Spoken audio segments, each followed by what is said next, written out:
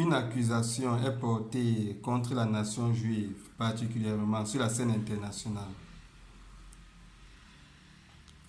et la présentant comme étant une nation colonisatrice qui aurait conquis des terres palestiniennes.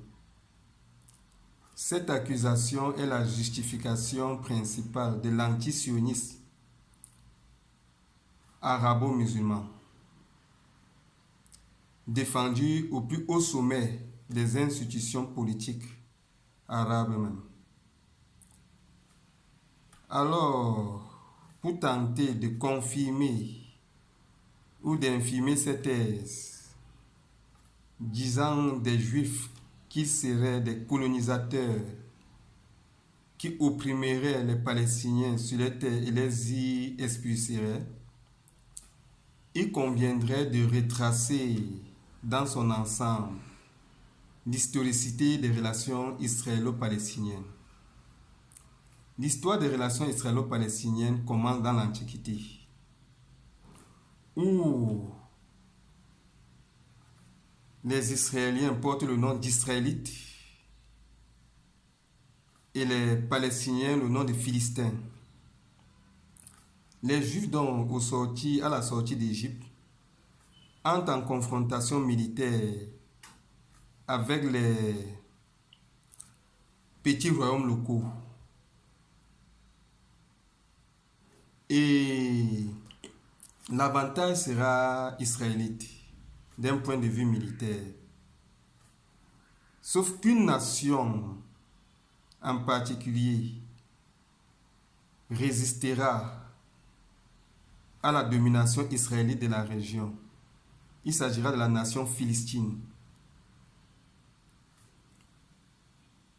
Les récits bibliques des confrontations entre Samson et Dalila, ou encore David et Goliath, illustrent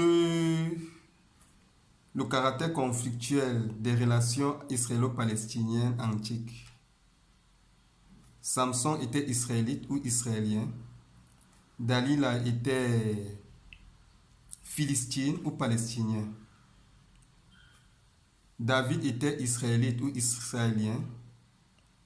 Goliath était philistin ou palestinien. C'est donc dans ce cadre conflictuel des relations internationales antiques et qui a prévalu tout au cours de l'histoire de l'humanité que les relations israélo-philistines ou palestiniennes trouvent leur source. Il faut dire que l'histoire des relations internationales a toujours été conflictuelle tout au cours de l'humanité. Et cette conflictualité des relations internationales a toujours été légitime jusqu'à être abolie en 1945 avec la création des Nations Unies et l'accord au peuple sous domination impériale d'être souverain sur les parcelles territoriales où il s'y trouvait. Et donc, dans le cadre des relations conflictuelles légitimées dans les relations internationales, les Israélites auront l'avantage militaire sur les Philistins et vont s'établir dans la région où sera fondé l'État israélite. Les Israélites vont connaître une domination assyrienne, babylonienne, médo-perse, Grèce et romaine. Sous la domination romaine, ils vont contester les Juifs le caractère particulièrement pervers de la culture romaine, dont la caractéristique était les contre-valeurs telles que les LGBT défendues encore par les nations occidentales aujourd'hui. Cette contestation donc des pratiques culturelles romaines perverses va leur valoir une répression brutale de la part des autorités romaines. qui se soldera préalablement par une expulsion des Juifs de la ville de Jérusalem en l'an 70. Et en 135, les Juifs seront définitivement expulsés totalement de la Judée. Et ils seront remplacés par les autorités romaines,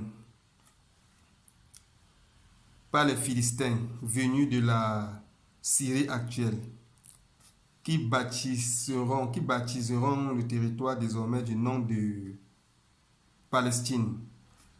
En 135, dont la Judée change de nom et devient la Palestine. Les Juifs vont donc migrer dans le bassin méditerranéen et en Europe, où ils y connaîtront des persécutions successives au cours de l'histoire. Au XXe siècle, la révolution industrielle va conditionner le rendement économique et la configuration sociologique occidentale.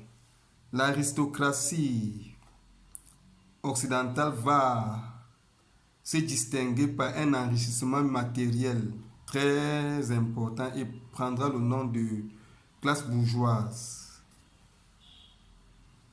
À côté, il y aura une fracture sociale dont la signature sera un appauvrissement excessif du reste de la société occidentale, qui prendra alors le nom de la classe prolétaire. La communauté juive ou intellectuelle juive va être identifiée comme étant prenant fait et cause pour la classe prolétaire et structurant sa résistance contre la bourgeoisie. Des slogans tels que derrière chaque juif se cache un communiste, ou des termes comme le judéo-bolchevisme vont commencer à émerger.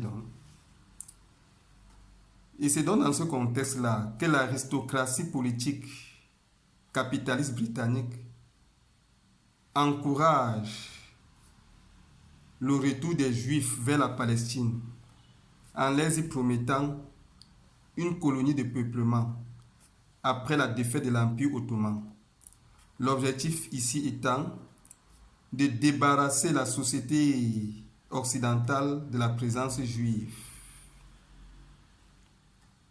qui remettait en cause la position sociale de l'aristocratie bourgeoise. Si on s'arrête à cette partie de l'histoire des relations israélo-palestiniennes qui prend fin en 1917, ou après la Première Guerre mondiale, avec le retour des Juifs en Judée, on réalise que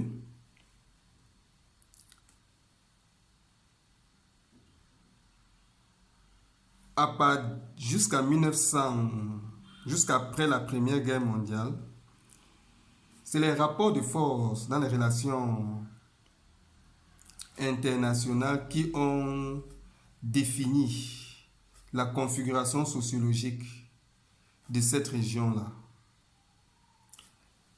Les Palestiniens s'y sont installés du fait de la volonté et des calculs personnels des autorités impériales romaines, tout comme les Israélites ou Israéliens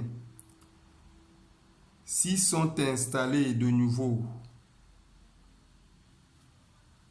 du fait du calcul personnel et de la volonté de l'autorité impériale britannique.